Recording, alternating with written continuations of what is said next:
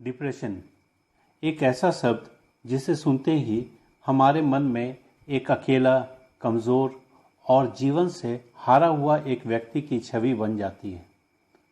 लेकिन क्या आप जानते हैं कि ऐसी बातों में कोई तथ्य नहीं होता।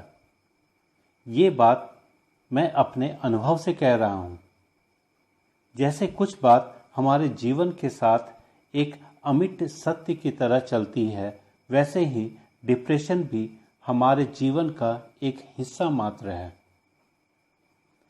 हम जन्म लेते हैं, जवान होते हैं, बीमार होते हैं, बूढ़े होते हैं और मर जाते हैं। उसी तरह जीवन के किसी एक हिस्से में हम डिप्रेशन के शिकार भी होते हैं, बस उसकी इंटेंसिटी में फ़र्क होती है। अब डिप्रेशन को आप एक मानसिक रोग समझिए, या केमिकल इम्बैलेंस, या ग्रहों का दोष, या फिर ईश्वर की इच्छा।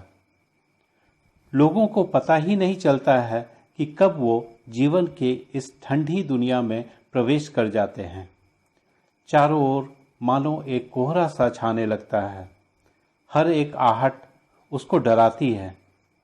फोन के बजने से भी उसकी हृदय की गति बढ़ जाती है। शरीर पसीने से सराबोर हो जाता है। थकावट इतनी कि हर हमेशा लगता है कि बिस्तर पर पड़े रहें। ब्रश करना भी एक काम लगता है। जीवन कमल के पत्ते के समान हो जाती है। दुनिया में रहते हुए भी दुनिया का एहसास नहीं होता है।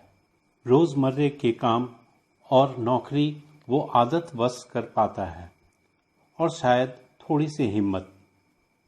लोगों को लगता है ये आदमी किसी काम का नहीं है, और यहाँ तक कि परिवार वाले भी सोचते हैं कि आलस के कारण वो बिस्तर पे पड़ा रहता है। ऐसा नहीं है कि डिप्रेशन के दौरान वो आदमी खुश रहने का या किसी काम को करने का कोशिश नहीं करता है, पर वो अपने शरीर पर नियंत्रण नहीं रख पाता है। धीरे धीरे और भी गहरे धुंध में खोने लगता है।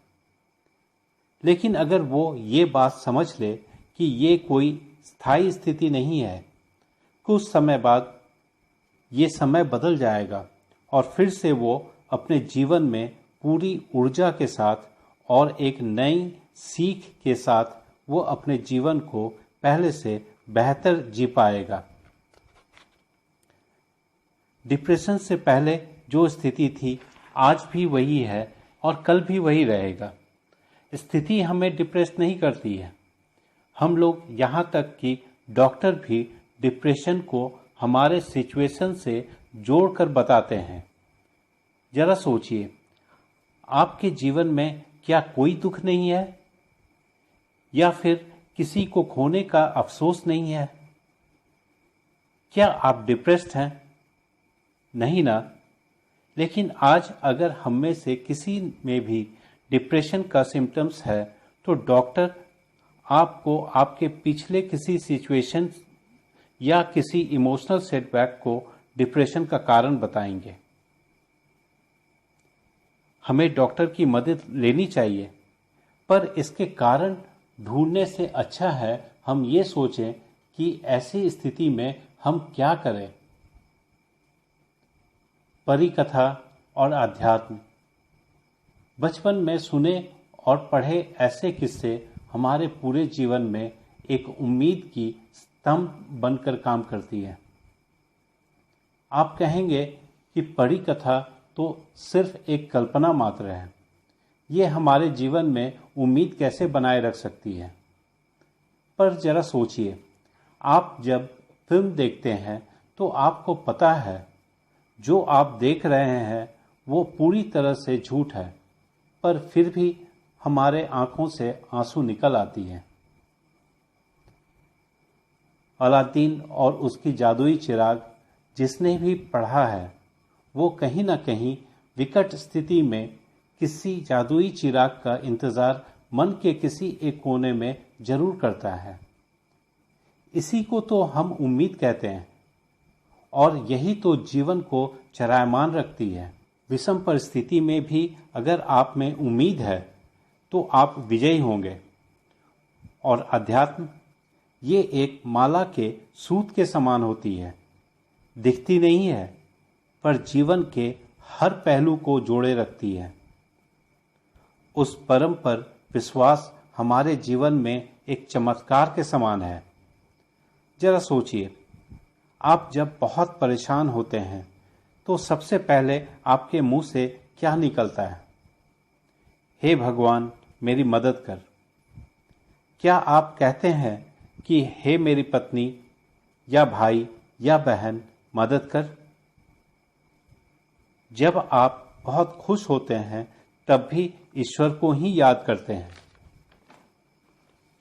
ईश्वर से उम्मीद आपके चेतना में विश्वास के दीपक को जलाए रखती है।